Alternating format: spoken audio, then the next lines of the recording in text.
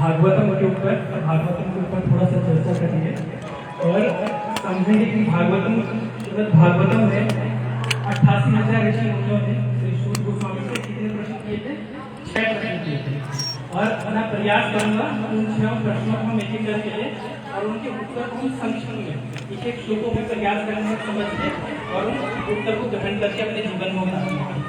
हालांकि श्रीमद् भागवतम इतना आसान है कि कोई भी इसके अंदर प्रवेश कर जाए और मेरी भी इतनी मेरा भी भागवतम के प्रति कुछ ऐसा नहीं है कि मैं उसमें घुस के और आपको पूर्ण रूप में बता सकूं, परंतु फिर भी यहाँ इस सभा में उपस्थित वैष्णवों गुरुजन की कृपा के मात्र से जो भी मैंने श्रवण किया है, जो भी मैंने उनके मुख से सुना है, मैं प्रयास करूंगा आप सभी के समक्ष मैं उनको रख पाऊँ। तो भागवतम में प्रवेश करने से पहले हम एक वैष्णव भजन का गायन करेंगे। ठीक है, तो आप सभी मेरे पीछे पीछे गाइएगा।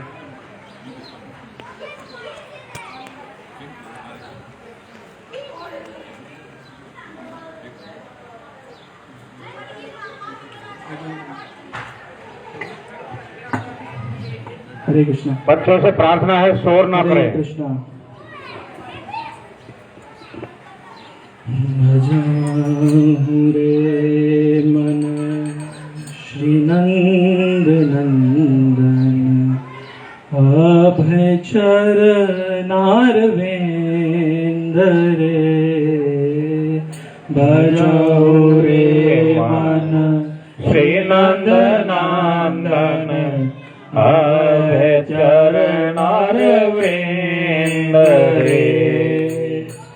भजहूँ रे मन श्री नंद नंदन अभय चरनारविंद रे।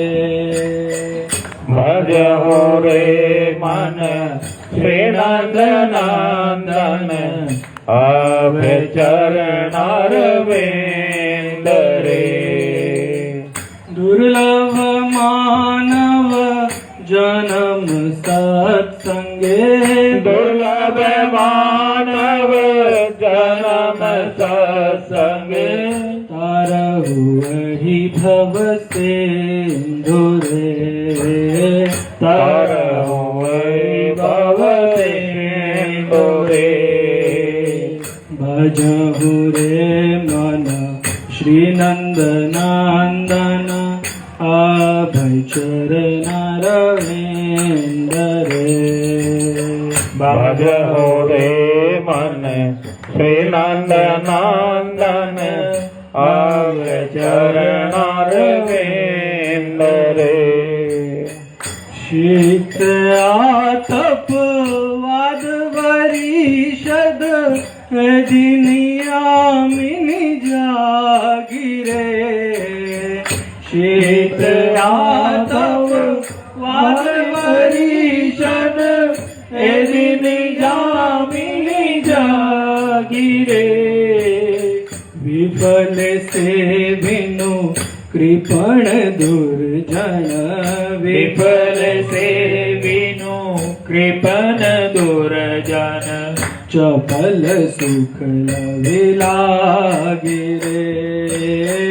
विफल से बिनु कृपण दुर्जन चपल सुख लागे रे। भजहूँ रे मन श्री नंद नंदन अभय चरनारविंद रे। भजहूँ रे मन श्री नंद नंदन अभय चरनारविंद रे। हे धन यौवन पुत्र परिजन एथे किया छे परतीत रे। ये धन यौवन पुत्र परिजन इथे किया छे परतीत रे। धन यौवन पुत्र परिजन एथे किया छे परतीत रे। ये धन यौवन पुत्र परिजन इथे किया छे परतीत रे। कमल दल जल जीवन टलमल कमल दल जल जीवन तलमल भजहु हरि पदरी कमल दल जल जीवन तलमल भजहु हरि पद नीते भजहु रे मन श्री नंद नंदन अभय चरणारविंद रे भजहु रे मन श्री नंद नंदन आप चरणारविंद रे दुर्लभ मानव जन्म सत्संग दुर्लभ भव सिंधु रे दुर्लभ मानव जन्म सत्संग तारहि भव सिंधु रे श्रवण कीर्तन स्मरण वंदन पाद सेवन दास रे श्रवण कीर्तन श्रवण वंदन पाद सेवन दास रे पूजन सखी जन आत्मनिवेदन पूजन सखी जन आत्मनिवेदन गोविंद दास विलास रे गोविंद सखी जन आत्मनिवेदन गोविंद दास विलास रे भजहु रे मन श्री नंद नंदन अभय चरणारविंद रे भजहु रे मन श्री नंद नंदन आवे चरणारविंद रे दुर्लभ मानव जन्म सत्संग तारो हरि भव सिंधु रे दुर्लभ मानव जन्म सत्संग तारो भव सिंधु रे हरे कृष्णा कृष्ण कृष्ण हरे हरे हरे राम राम राम हरे हरे हरे कृष्ण कृष्ण कृष्ण हरे हरे हरे राम राम राम हरे हरे हरे कृष्णा कृष्ण कृष्ण हरे हरे हरे राम राम राम हरे हरे हरे कृष्णा कृष्ण कृष्ण हरे हरे हरे राम राम राम हरे हरे प्रभुपाद प्रभुपाद प्रभुपाद प्रभुपाद प्रभुपाद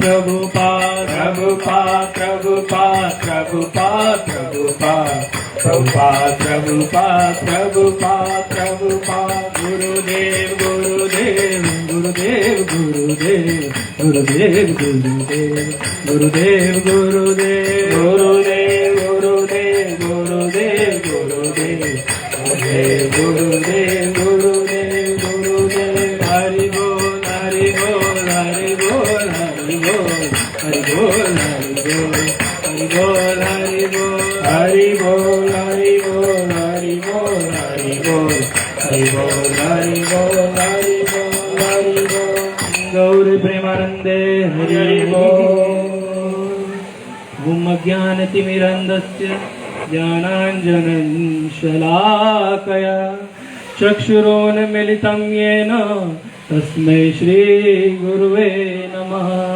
श्रीचैतन्यमनोभीष्टं स्थापितं येन भूतले स्वयं रूप कदा मह्यं ददाति स्वपदान्तिकम् वंदे ओम श्री गुरु श्रीयुत पदकमलं श्री गुरून् वैष्णवांश श्री रूपं सग्रजातं सहगण रघुनाथावितं तं सजीवं साद्वैतं सावधूतं परिजन सहितं श्री कृष्ण चैतन्य देवं श्री राधा कृष्ण पादान सहगण ललिता श्री विशाखावितांश हे कृष्ण करुणा सिंधु दीनबंधु जगतपते गोपेश गोपिका कांत श्री राधा कांत नमस्तुते तप्त कांचन गौरांगी श्री राधे वृंदावनेश्वरी वृषभानुसुतो देवे प्रणमामि हरिप्रिय वंशाकल्पतरुवृक्ष कृपा सिंधु एव च पतितानां पावनेभ्यो वैष्णवेभ्यो नमो नमः। जय श्री कृष्ण चैतन्य प्रभु नित्यानंद श्री अद्वैत गदाधर शिवासादि गौर भक्त वृंद हरे कृष्णा कृष्ण कृष्ण हरे हरे हरे राम राम राम हरे हरे। सभी मेरे पीछे मंत्र पढ़ेंगे। ओम नमो भगवते वासुदेवाय।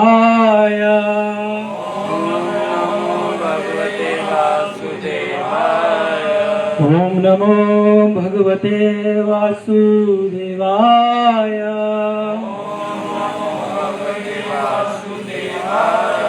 ओम नमो भगवते वासुदेवाय।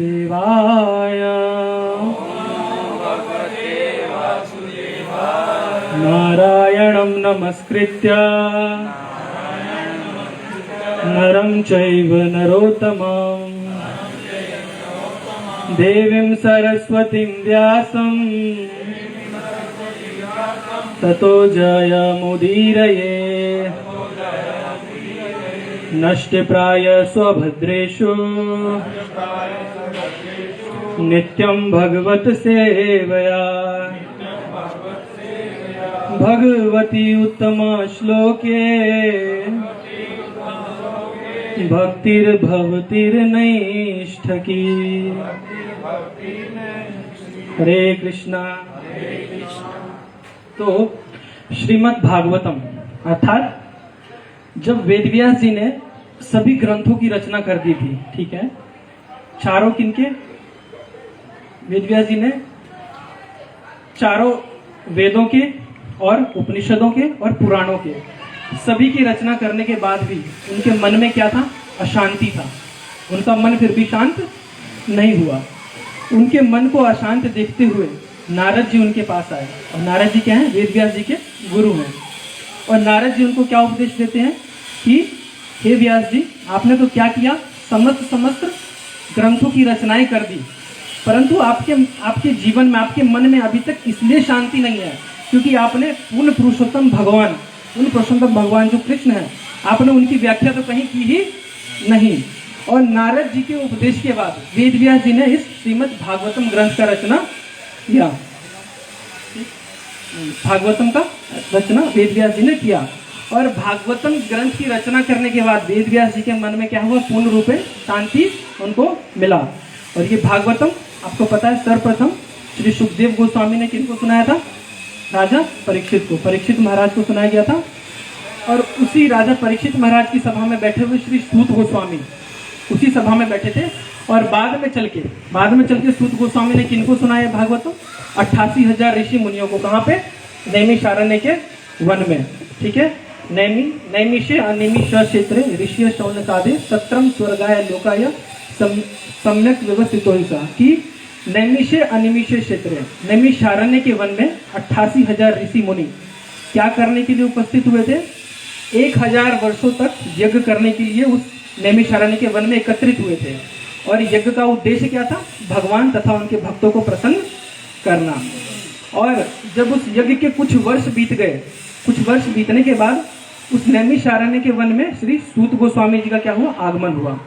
और जैसे ही 88,000 ऋषियों मुनियों को ये पता चला कि सूत गोस्वामी इस सभा में उपस्थित होने जा रहे हैं, वो क्या है, नैमिषारण्य के क्षेत्र में पधार चुके हैं, तो वो 1000 वर्षों तक चलने वाला जो यज्ञ था, उन यज्ञ को उन लोगों ने क्या कर दिया, वहीं पे विराम दे दिया, अर्थात उन यज्ञ कुंडों को उन्होंने वहीं पे ढक दिया।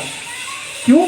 क्योंकि कहीं सूत गोस्वामी ने ये देख लिया कि ये यज्ञ क्या है 1000 वर्षों तक चलेगा, तो हम भागवत की कथा श्रवण करने से क्या हो जाएंगे, रह जाएंगे। ठीक है, भागवत की कथा श्रवण नहीं कर पाएंगे। तो ऐसा समझते हुए सभी 88,000 ऋषि मुनियों ने क्या किया, उन यज्ञ कुंडों को वहां पे क्या कर दिया, ढक दिया, जिससे सूत गोस्वामी को ये पता ना चले कि यहाँ पे यज्ञ चल रहा है।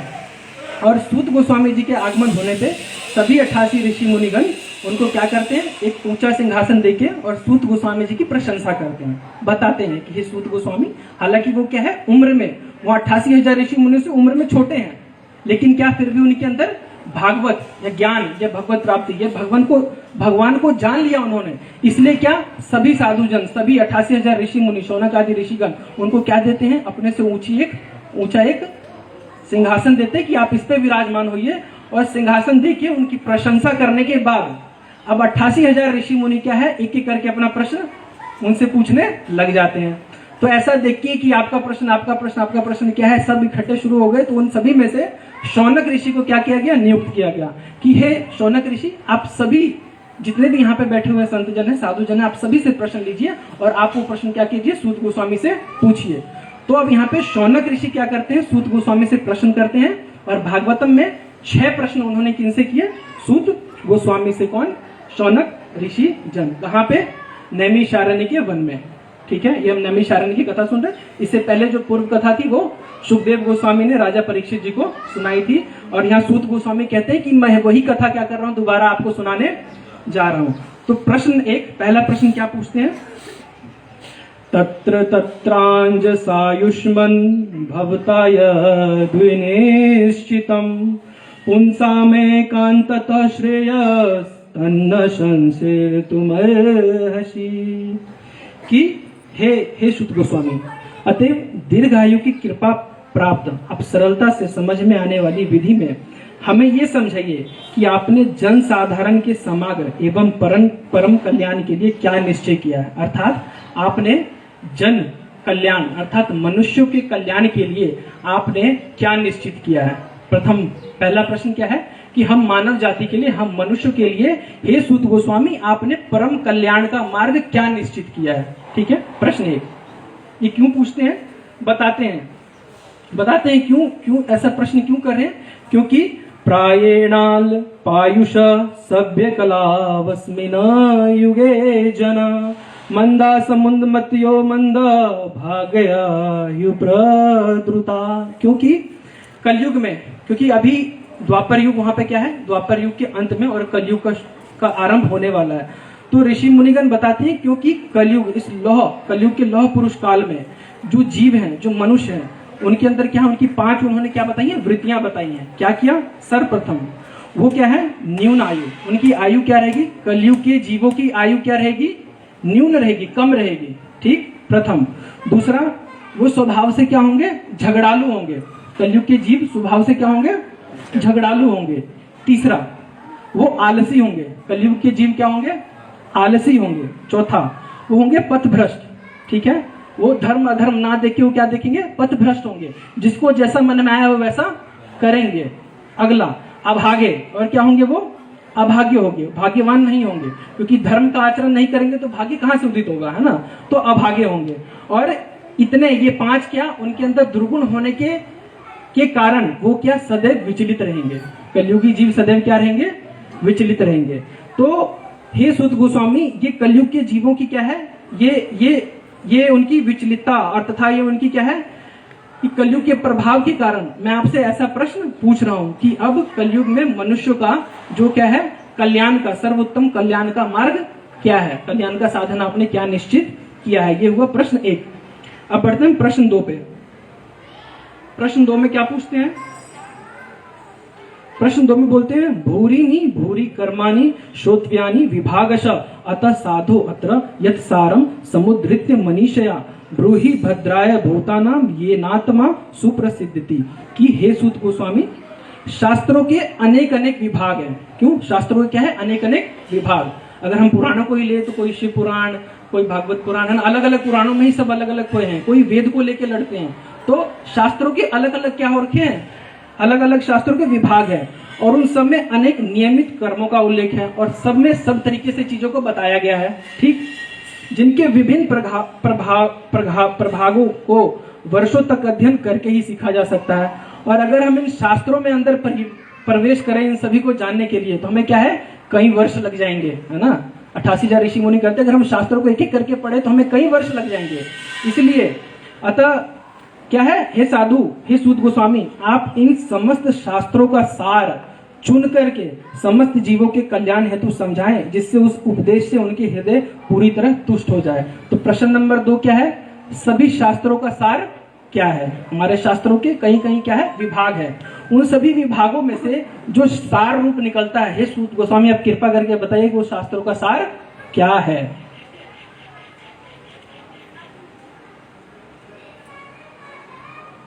प्रश्न नंबर 3 में क्या बोलते हैं, सूत जानासि भद्रम ते भगवान सात्वतां पतिम देवक्यां वसुदेवस्य जातो यस्य चिकीर्षया।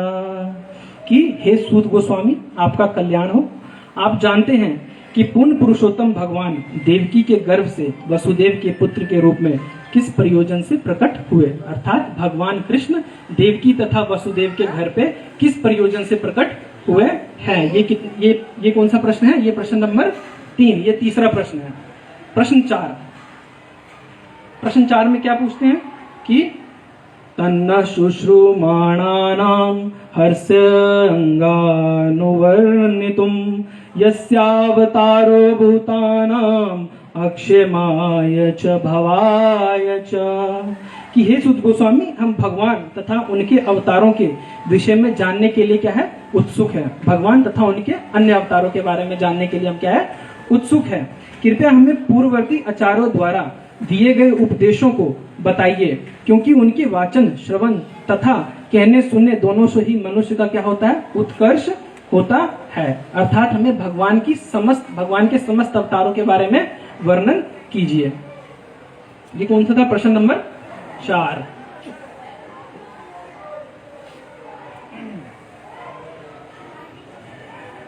हम पढ़ेंगे प्रश्न 5।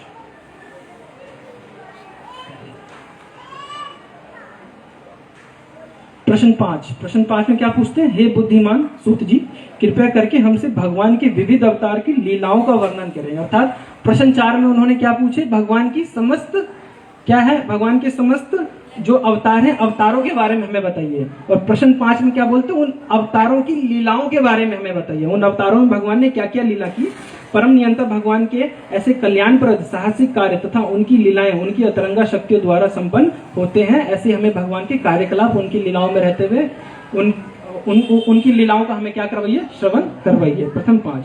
और प्रश्न 6 में क्या पूछते हैं वो कि हे सूत गोस्वामी हमें बताइए कि भगवान श्री कृष्ण के इस धराधाम को छोड़ने के बाद धर्म कम शरणम गता, धर्म ने किसका शरण लिया। भगवान कृष्ण के इस धराधाम को छोड़ने के बाद धर्म किसके शरण में गया। तो ये 6 प्रश्न सूत गोस्वामी से पूछा जाता है 88,000 ऋषियों के द्वारा। और इन 6 प्रश्नों के उत्तर में ये श्रीमद् भागवतम का 18,000 श्लोक है, ठीक है। परंतु हम इनमें क्या करेंगे, एक एक श्लोकों में प्रयास करेंगे कि इन सभी 6 के 6 प्रश्नों का उत्तर हमें मिल जाए श्रीमद् भागवतम के द्वारा ही। तो कैंटो 1 के स्कंद 1 प्रथम स्कंद के दूसरे चैप्टर में, दूसरे अध्याय में श्लोक क्रमांक 6 में प्रश्न नंबर 1 का उत्तर देते हुए सूत गोस्वामी क्या बोलते हैं, सवे पुंसा परो धर्मो यतो भक्ति अधोक्षजे अहेतुक्य प्रतिहता ययात्मा सुप्रसिद्धति। प्रश्न 1 क्या था, कौन बताएंगे। प्रश्न 1 क्या था, क्या प्रश्न पूछा था, बताइए माता जी।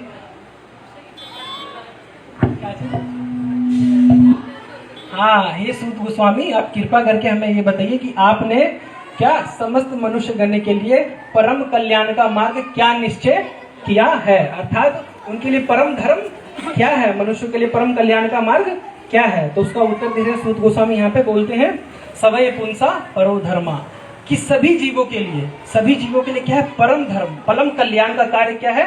कि संपूर्ण मानवता के लिए परम वृत्ति अर्थात धर्म वही है जिसके द्वारा सारे मनुष्य दिव्य भगवान की प्रेमा भक्ति प्राप्त कर सके, अर्थात भगवान श्री कृष्ण की प्रेमा भक्ति प्राप्त कर सके, भगवान श्री कृष्ण की भक्ति में लग सके। अब प्रश्न होगा ये भक्ति क्या है? भक्ति में लगना तो है, लेकिन ये भक्ति है क्या? तो भक्ति को हम अगर हिंदी उसका ले तो हम बोलते हैं भजन है। और ये भजन जो भजन है वो क्या? भज धातु, अर्थात इसके अगर हम इसको विश्लेषण या तोड़ के देखें तो आचार्यगण बोलते हैं इनके 3 परिभाषाएं अलग अलग निकलते हैं, है ना। और अगर हम भजन को ले तो भजन का अर्थ क्या है? हम किसी के लिए क्या करना? भजन करना। भगवान के लिए क्या करना? भजन करना। और भगवान का भजन ही क्या है? परम कल्याण का क्या है? स्रोत है, अर्थात परम कल्याण जो सूत गोस्वामी जी ने सभी मनुष्यों के लिए बताया यह है कि भगवान श्री कृष्ण का भजन करना ही परम कल्याण का क्या है? परम कल्याण का क्या है? मार्ग है। और अब इस भजन को हम कितने प्रकार से कर सकते हैं? तो भजन को हम मुख्यतः 3 प्रकार से कर सकते हैं। क्या क्या? सर्वप्रथम मनसा, अपने मन को क्या करके? भगवान की चिंताओं में, भगवान की कथाओं के श्रवण में, भगवान की कथाओं में अपने मन की वृत्ति को लगा के, अर्थात अपने मन से भगवान कृष्ण का चिंतन करते हुए, ये प्रथम। दूसरा क्या? अपने जीवा से, अपने मुख से, वाचा बोलकर, अर्थात भगवान श्री कृष्ण की कथाओं का क्या करके? कथाओं को गाकर, ठीक है, भगवान श्री कृष्ण की स्तुति करके, उनका कीर्तन करके, हरिनाम करके, ये क्या है? भजन का दूसरा मार्ग। ये भजन करने की क्या है? एक और मार्ग है। तो पहला किससे? मन से, दूसरा किससे? वाणी से, वाचा, है ना। और तीसरा किससे? अपने शरीर से, पपु सेवा, अपने शरीर से। तो शरीर से क्या? भगवान के लिए क्या करके? कार्य करके, अर्थात भगवान के जैसे श्रीमद् भागवतम है, कथा है, तो उसमें अपने शरीर से सेवा करते हुए भगवान के लिए क्या करना? भजन करना। तो ये सभी किस में आते हैं? भजन में आते हैं। तो सभी जीवों के लिए परम कल्याण का क्या मार्ग है? कि भगवान श्री कृष्ण के भक्ति में क्या करना? लगे रहना। यही जीवों के लिए परम कल्याण का मार्ग है। और उससे क्या होता है? ऐसी भक्ति अकारण तथा अखंड। और भक्ति किस प्रकार की होनी चाहिए? ये अकारण, इसमें किसी कारण को नहीं लगाना, इसमें हमें किसी मतलब भेद लाभ हानि ऐसा कुछ देखना नहीं है। अकारण, अकारण, है ना, अकारण तरीके से और क्या? अखंड तरीके से इन भक्ति में हमें लग जाना। हमें ऐसा नहीं करना कि हमें भक्ति से ये प्राप्त हो जाए या वो प्राप्त हो जाए तो हम ऐसा करेंगे, इतना मिल जाए, इतना धन हो जाए या सांसारिक वस्तुएं प्राप्त हो जाए तो हम भजन करेंगे, नहीं, ऐसा नहीं। अकारण अवस्था, ठीक है ना, अकारण, बिना किसी कारण के भजन करना। और क्या? अखंड। वो भक्ति क्या होनी चाहिए? अखंड होनी चाहिए, है ना। कभी कभी क्या होता है, शुरू करते हैं, भजन में लोग लगते हैं, फिर क्या होता है उसको छोड़ देते हैं। क्यों हो रहा है? तो ऐसे ऐसे समस्या हो रही है, ये हो रही है, वो छोड़ देते। तो ऐसा नहीं, अखंड भक्ति करना चाहिए। और यही हर जीव के लिए क्या है? परम कल्याण का मार्ग है। तो पहले प्रश्न का उत्तर क्या है? कि पहला प्रश्न क्या था? कि सभी के लिए कल्याण का मार्ग क्या है? तो भगवान कृष्ण की सेवा में लगना ही, उनका भजन करना ही जीव के लिए क्या है? परम कल्याण का मार्ग है, इससे अतिरिक्त और कुछ नहीं।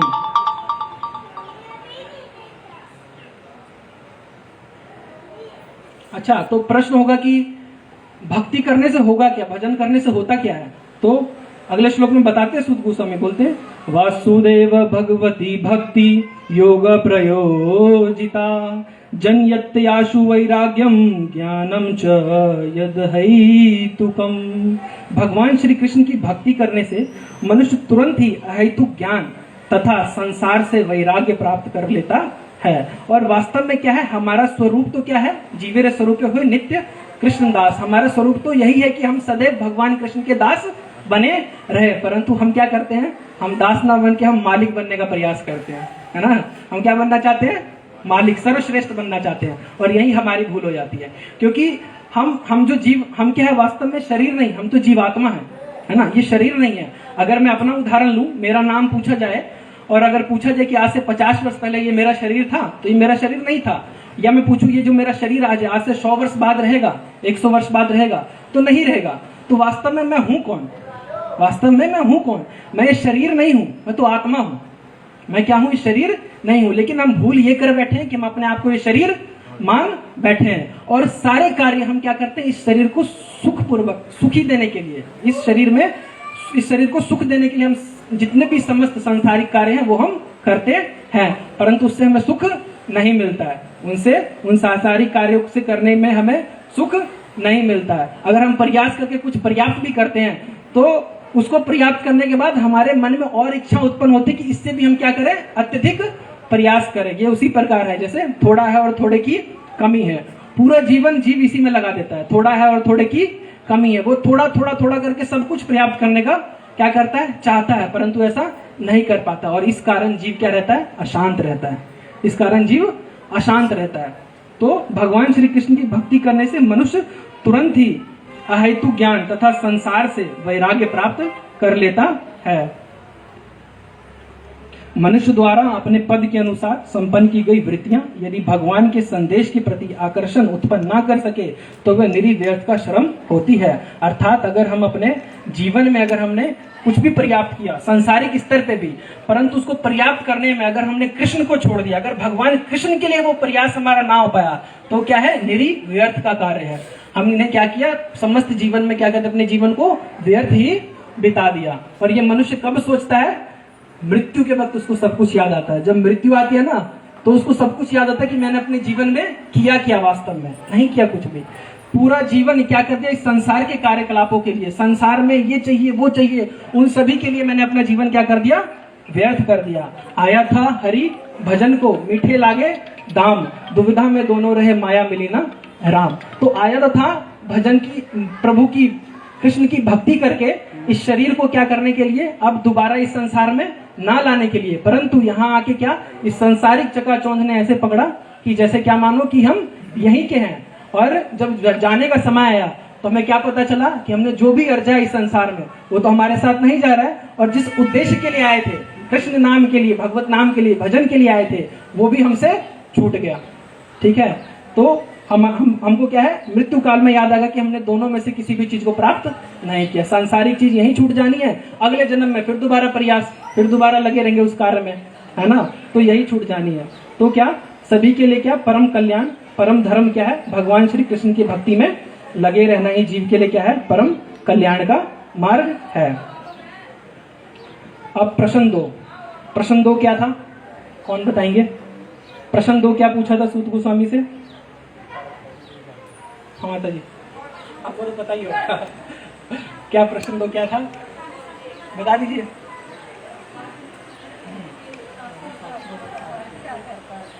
कि हे सूत गोस्वामी, हमारे शास्त्रों क्या है, विभिन्न विभिन्न भाग है हमारे शास्त्रों का, और उन शास्त्रों में से समस्त शास्त्रों का जो सार है वो क्या है, कृपया करके आप हमें बताइए। तो ये भी, इसका भी हमें उत्तर क्या, दूसरे स्कंद में ही मिलेगा, और मैं भी आपको बता रहा हूँ। हाँ, दूसरे स्कंद में श्लोक क्रमांक 28 और 29, स्कंद 2 श्लोक क्रमांक 28 और 29 में श्री सूत गोस्वामी बताते हैं, वासुदेव परा वेदा, वासुदेव परा मखा, वासुदेव परा योगा, वासुदेव परा क्रिया, वासुदेव परम ज्ञानम, वासुदेव परम तप, वासुदेव परो धर्मो, वासुदेव परा गति। बताते हैं कि वासुदेव परा वेदा, अर्थात शास्त्र किस लिए होते हैं, हमारे समस्त शास्त्र किस लिए होते हैं, भगवान को जानने के लिए, स्वयं को जानने के लिए, हम कौन है, हम जीवात्मा कौन है, हम इस संसार में क्यों आए, है ना, यहाँ आके हमारे कार्यकलाप क्या है, और इस संसार को जब हम छोड़ के जाएंगे तो हमें क्या तैयारी करनी चाहिए, हमें कहाँ जाना है। ठीक है, तो समस्त शास्त्र क्या है, जानना, किसको जानना, स्वयं को और भगवान को जानना। और जानने योग्य क्या है, बोलते वासुदेव परा वेदा, जानने योग्य अगर कोई है तो क्या है, भगवान वासुदेव, भगवान कृष्ण।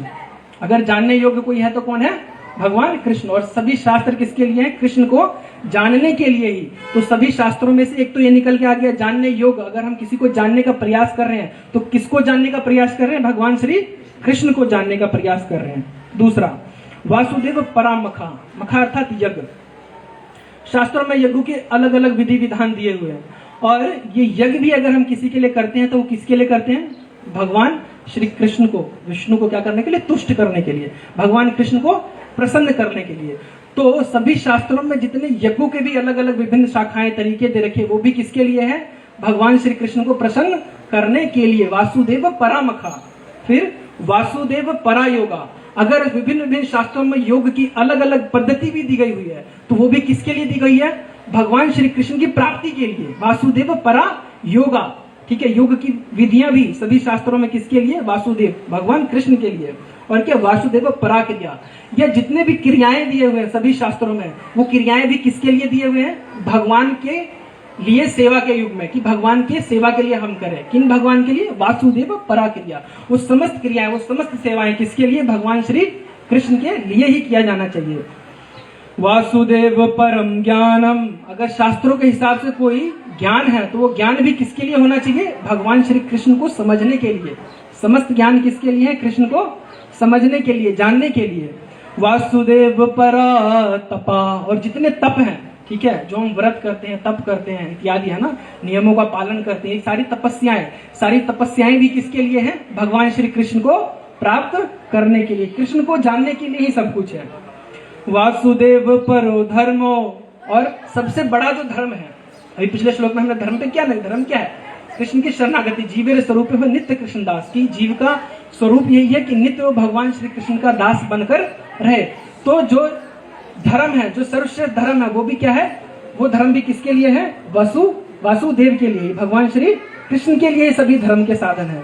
और वासुदेव परागति, और जीवन की जो गति है, जो जीवन का क्या है? लक्ष्य है, वो भी क्या है?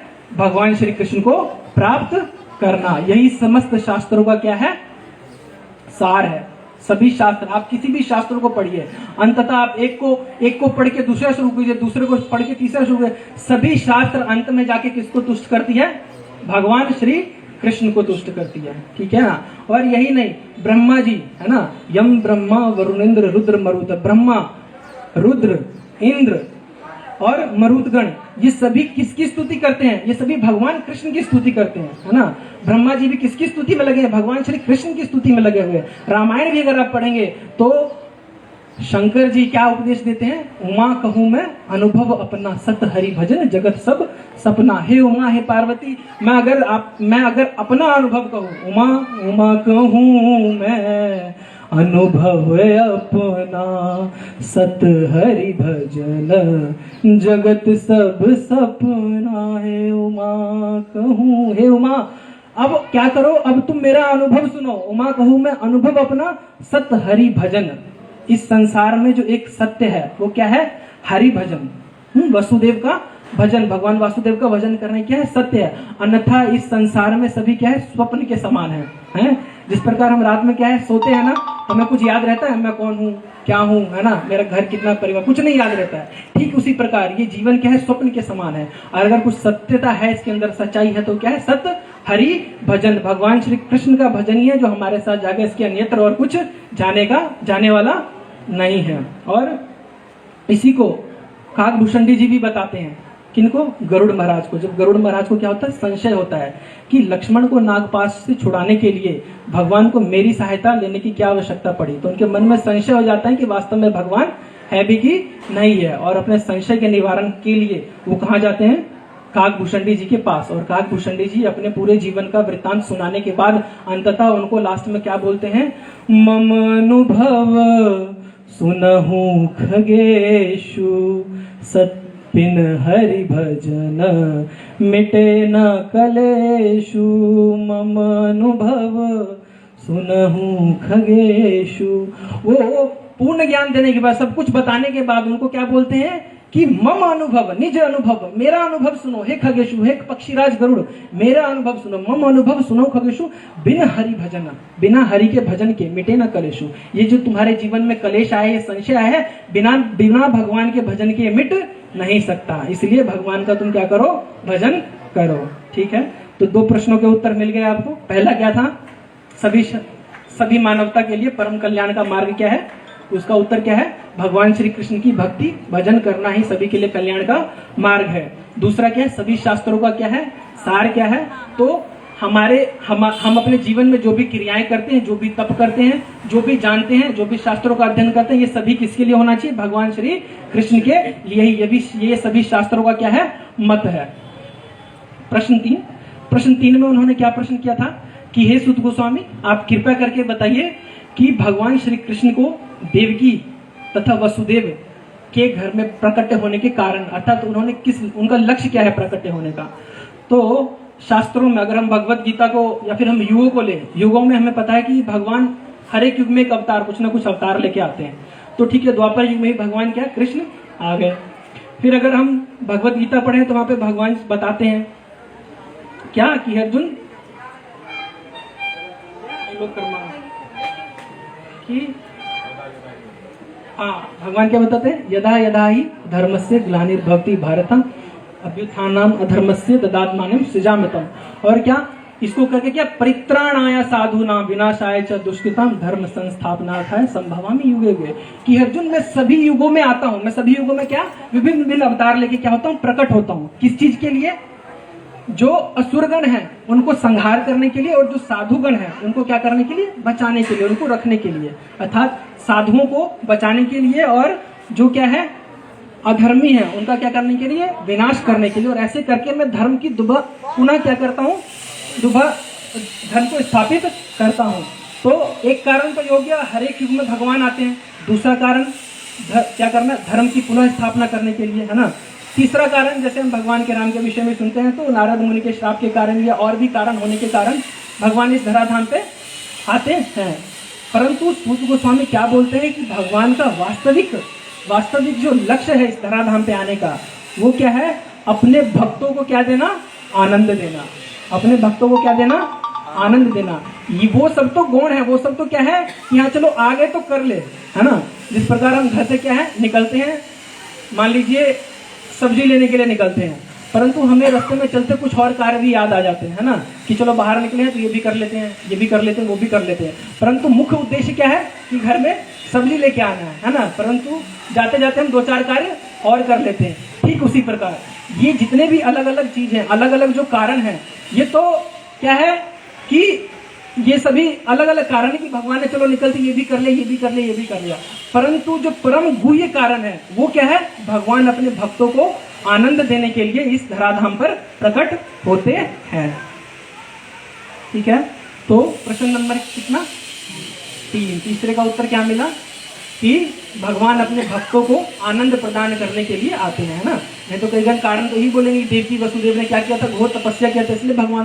तो ये सभी कारण हैं, परंतु उन सब में से जो गुह्य जो गौण कारण है वो क्या है, भगवान श्री कृष्ण अपने भक्तों की अपने लीलाओं को दिखाने के लिए और उनको आनंद देने के लिए इस धराधाम पर आते हैं। प्रश्न 4 में उन्होंने पूछे कि हमें भगवान के समस्त अवतारों के बारे में बताइए, और प्रश्न 5 में उन सभी अवतारों की लीलाएं हमें बताइए।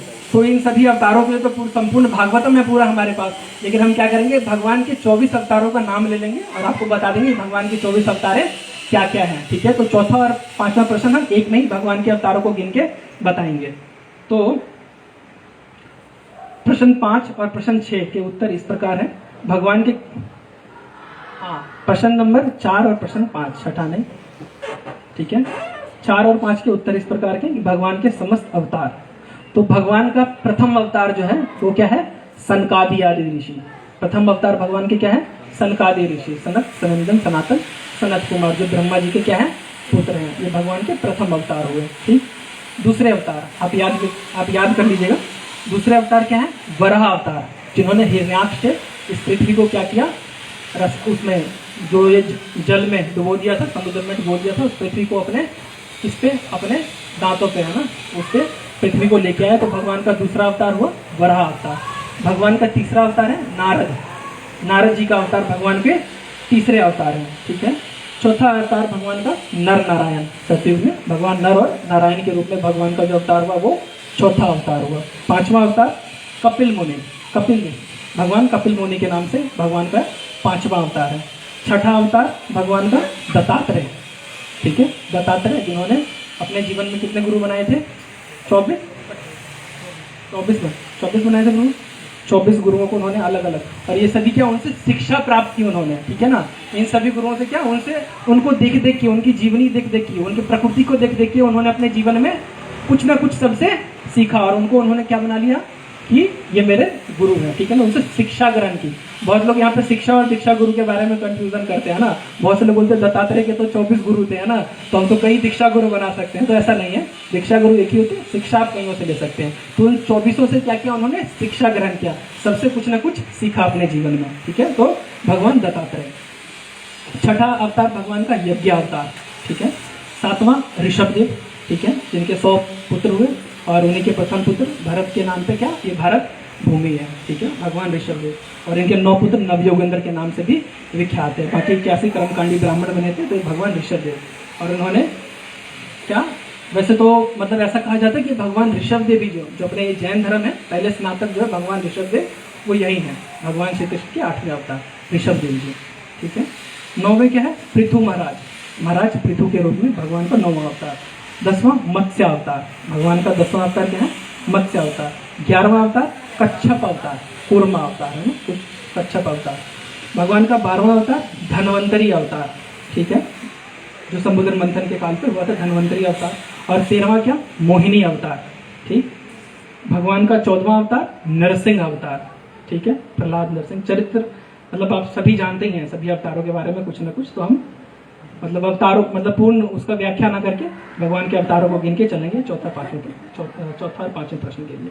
14वां अवतार नरसिंह, 15वां अवतार वामन अवतार भगवान का, ठीक है, जिन्होंने बलि महाराज से क्या कर लिया, 3 पग में समस्त ब्रह्मांड को, समस्त भूमि को नाप लिया था। और तीसरा पग कहाँ रखा उन्होंने, अपने बलि महाराज के, और उनको नीचे का सुतल लोक उनको दे दिया था, पाताल लोक। 16वां अवतार श्री हरि अवतार, ठीक, हरि में किसको मुक्त किया था भगवान ने हरि अवतार लेके, गज के लिए भगवान ने हरि का अवतार धारण किया था। 17वां अवतार परशुराम, जिन्होंने 21 बार क्षत्रिय से इस पृथ्वी को क्या किया था, शत्रुओं से 21 बार शत्रुओं का विनाश किया था। 8वां अवतार वेद व्यास जी, जिन्होंने सभी शास्त्र